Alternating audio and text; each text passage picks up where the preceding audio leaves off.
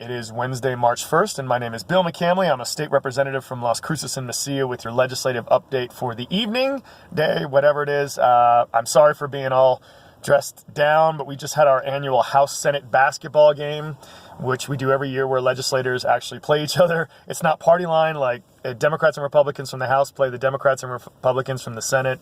And they raised over $30,000 this year for the UNM Cancer Center. So even though we lost in the House again, everybody actually wins because they raised a lot of money for cancer. I need to figure out, I hit a good jump shot off a drive. Later in the game, I probably should have done that more during the game, but it is what it is. And thanks a lot to Mike Jordan, the NMSU volleyball coach, for agreeing to come up and coach us. He was great this year and seemed to have a good time. So what actually happened during the legislature this year, or today, excuse me, so I had a bill in the morning in the House Education Committee. This is the bill to make computer science allowable as a math or a science credit in high school. It's got the support of the Governor's Public Education Department, which is a new experience for me, ACI, which is the statewide Chamber of Commerce, but also a lot of the teachers' organizations. So my co-sponsor, Senator Jacob Candelaria, calls it legislative bingo.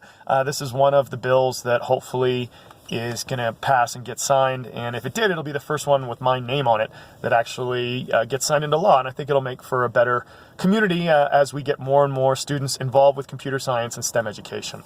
In the afternoon, I had a committee where we killed a bill that was going to privatize construction inspections. Apparently there is a problem out there with building inspectors.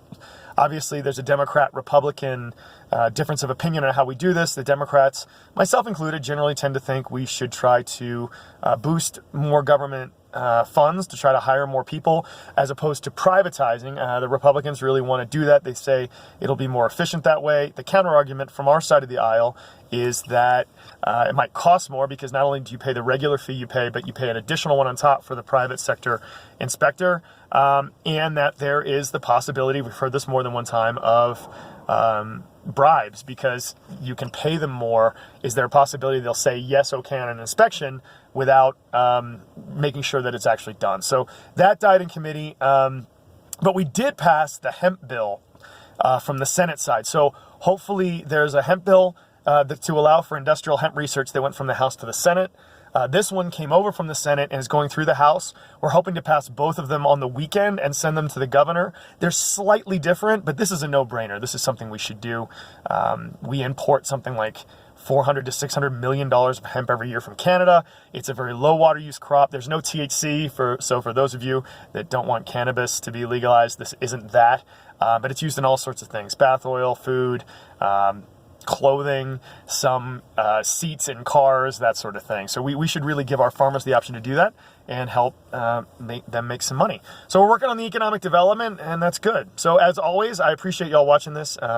Thanks for tuning in, and if you have questions, comments, or concerns on these or any other items, I'd love to hear from you. Hope everyone has a great night. Bye.